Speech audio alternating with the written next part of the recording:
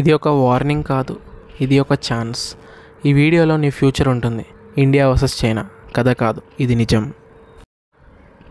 చైనాలో పిల్లలు పనికి వెళ్తే మన దగ్గర ఫోన్లలో స్క్రోలింగ్లో బిజీగా ఉంటారు. ఇదే నిజం. చైనాలో 13 ఇయర్స్లో కోడింగ్ నేర్పిస్తారు.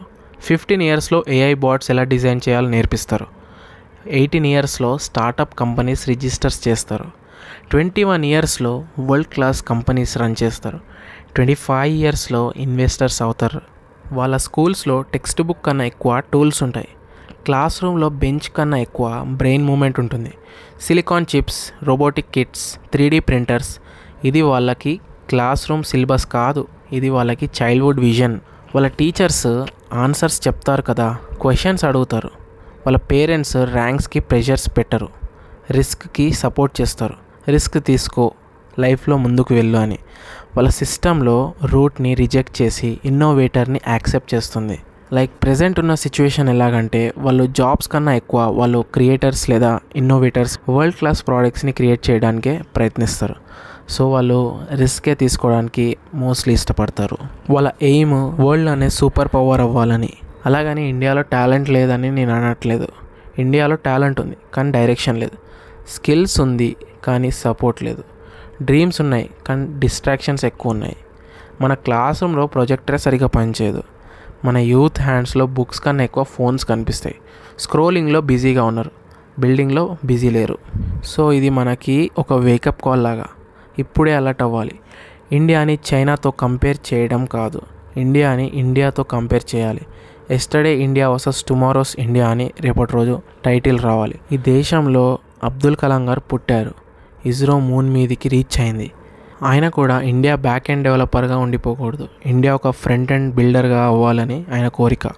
చైనాలో ఒక వాయిస్ ఉంటుంది, గవర్నమెంట్ వాయిస్. అపోజిషన్ లేదు, ఓటింగ్ లేదు, ప్రొటెస్ట్ లేదు. రూల్స్ వస్తాయి, చెయ్యాలి, డెసిషన్ తీసుకుంటారు, ఫాలో అవ్వాలి. అది మొనార్కీ స్టైల్ డిక్టేటర్షిప్. అయినా కూడా చూడండి వాళ్ళ సిటీస్ ఎంత ఫాస్ట్గా గ్రో అవుతున్నాయి. దునియాకి మొత్తం వరల్డ్ మొత్తానికి వాళ్ళే చిప్స్ కానీ సెమీ కండక్టర్స్ కానీ మళ్ళీ హై క్వాలిటీ ప్రోడక్ట్స్ అన్నిటినీ ఎక్స్పోర్ట్ చేయడంలో వాళ్ళు ముందున్నారు.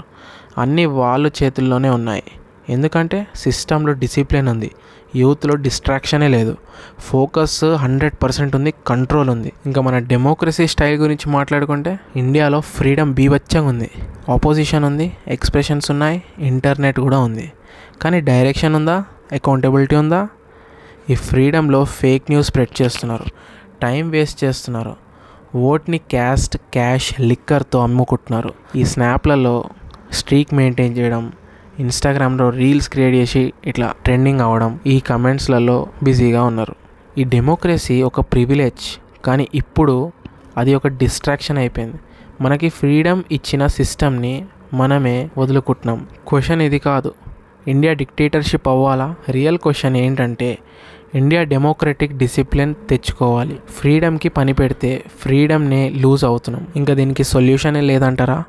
డెమోక్రసీ అంటే ఫ్రీగా ఉన్నాం కదా, రెస్పాన్సిబుల్గా ఉండాలి. ఓట్ అంటే పార్టీ కాదు, విజన్. యూత్ అంటే ఎనర్జీ కాదు, అకౌంటబిలిటీ. ఒక చైనీస్ స్టూడెంట్ మార్నింగ్ 6కి రోబోటిక్స్ చేస్తాడు, మన యూత్ 12కి మీమ్ పోస్ట్ చేస్తుంది. ఇది డెమోక్రసీది ప్రాబ్లం కాదు, ఇది మన యూసేజ్ ప్రాబ్లం. మనకి చైనాలో డిక్టేటర్షిప్ అవసరం లేదు, కానీ చైనాలో డిసిప్లిన్ ఎట్లా ఉంటుంది? సో ఫైనల్లీ ఇండియాని కాపాడడానికి డిక్టేటర్షిప్ కాదు కావాల్సిందే, డిసిప్లిన్ డెమోక్రసీ కావాలి. యూత్ని గైడ్ చేయాలి, రిస్ట్రిక్ట్ చేయడం కాదు.